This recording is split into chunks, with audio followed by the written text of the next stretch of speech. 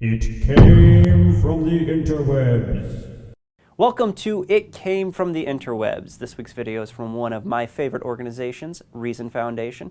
You can find out more about them at reason.tv. This week's video is about Schwarzenegger and his fight with the California unions to balance the budget.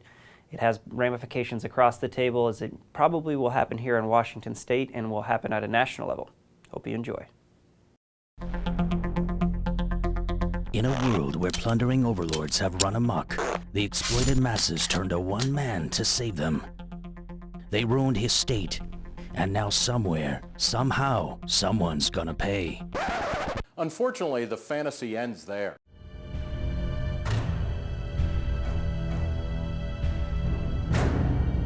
Arnold Schwarzenegger's reign as California governor turned into a disaster flick that could spell catastrophe for the Golden State and the whole nation. Funny thing is, it all started out so well. When I get to Sacramento, I will immediately destroy the car tax. When Governor Gray Davis raised the car tax, Californians were already among the highest tax people in the nation, and Davis had just finished a giant spending spree. The governor even ignored some easy ways to help plug the massive budget deficit. Believe it or not, this golf course is owned by the state of California. Why not sell it? And sell this stadium, these fairgrounds, and this Malibu beach home where MTV once hosted a spring break special. Don't forget to check out The Grind. It's up next, and Alice in Chains, so check it out. Californians were already tired of politicians who kept demanding more from them while refusing to do any belt-tightening of their own. So watch what's gonna happen over there. The car tax was simply the final insult. Hasta la vista, baby, to the car tax. He would stay true to his word. Schwarzenegger pummeled dozens of candidates, including Gray Davis, Gary Coleman, Vote for me, Mary Carey. and a porno star to win 2003's historically wacky recall election. I'll be back. The Terminator transformed into the governator and promptly smashed the car tax. He was the perfect political superhero. The charm of Harry Tasker, the brains of Julius Benedict. We're twins. And of course, the muscle to make good on his promise to rescue Californians from spend-happy politicians. Arnold Schwarzenegger simply lied to them. It comes down to that. Tom McClintock was a California state senator when Schwarzenegger won the governor's race. He even ran against Arnold. Tear up the credit cards and throw it away, so that our politicians can never ever do that again. He promised to cut up the credit cards, live within our means, Never ever spend more money than they take in. and he did exactly the opposite. Schwarzenegger increased spending faster than we saw under Gray Davis. But why? If ever there was someone powerful enough to cut spending, it was Arnold. Turns out there's a force in California politics that's much stronger than the governator. We're twisting arms. We're threatening people. On this day, a teachers union president was rallying his troops in Los Angeles to try to stop proposed cuts to teachers' jobs. 2 weeks earlier, other unions were at the same location, fighting against proposed layoffs to other school staff. These are hardworking people. I'm one of them hardworking people. They're trying to put us off in the street. You know what? No. We'll be back. We'll be back. Don't let the Terminator catchphrase fool you. They're not fans of Schwarzenegger. What an idiot! I don't know how that woman hasn't reformed him a tiny bit. He's an actor, and he'll always be an actor. He ain't even that good of an actor. A Kennedy, she should be ashamed of herself. She either needs to divorce that fool or smack him into the middle of next week.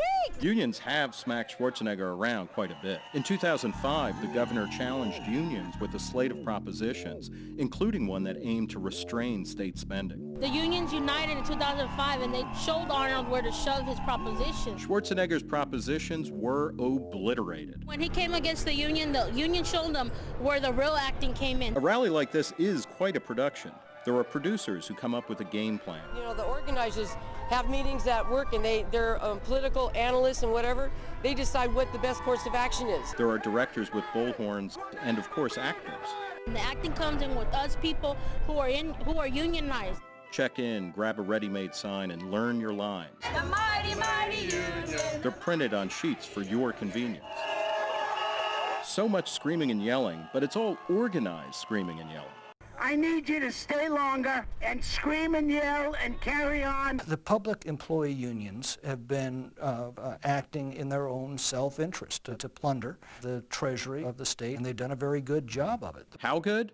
Well, the state keeps hiring more workers. Today, California's state workforce is larger than the population of St. Louis, and tens of thousands earn six-figure incomes. Maybe you're surprised at the union's success.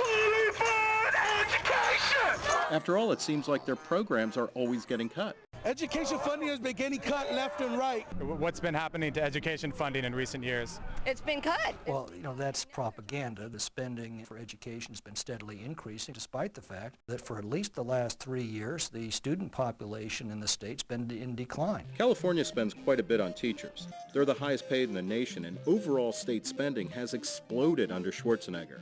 But that's just what governments do. Just as the Terminator was programmed to find Sarah Connor, government is programmed to grow and grow and grow and fight every effort to cut it back. Why is that?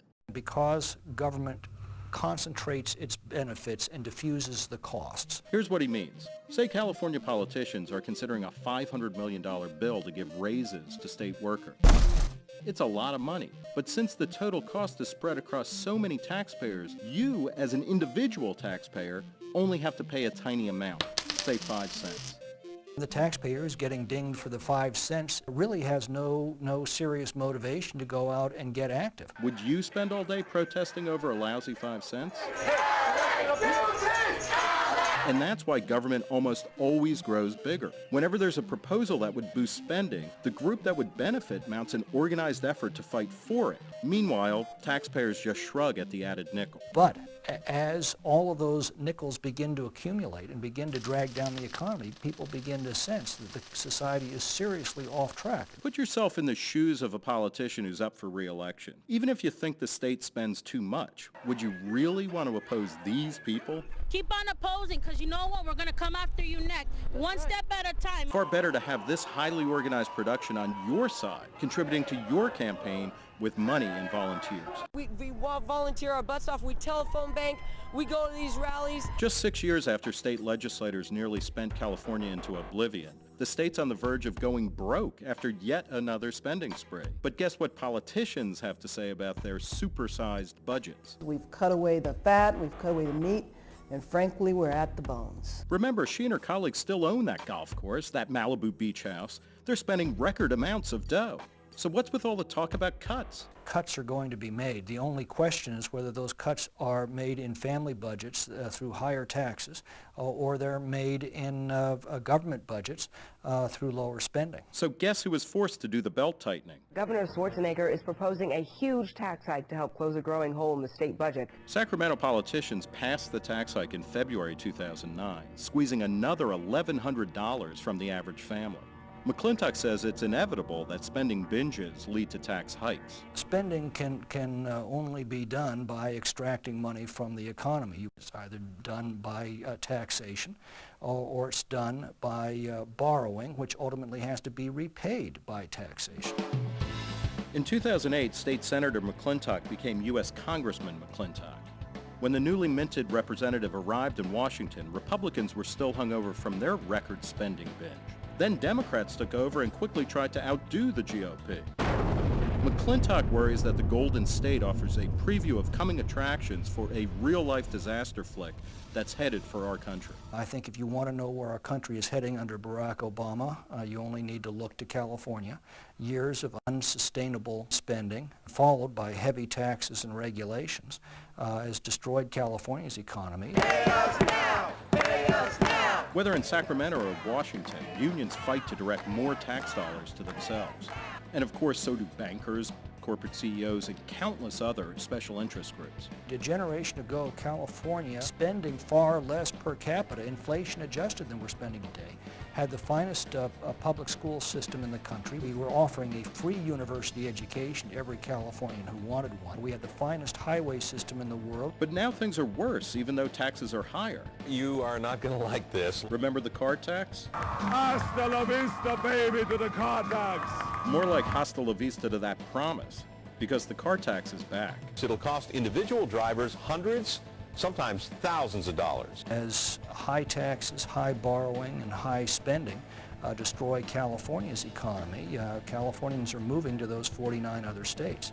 If we allow the same policies to destroy our country, where are we going to go? Good question. Congressman McClintock does think we can turn things around, and here's hoping he's right. But if a powerful force of nature like Arnold Schwarzenegger gets so bludgeoned by big government, what hope do mere mortals have?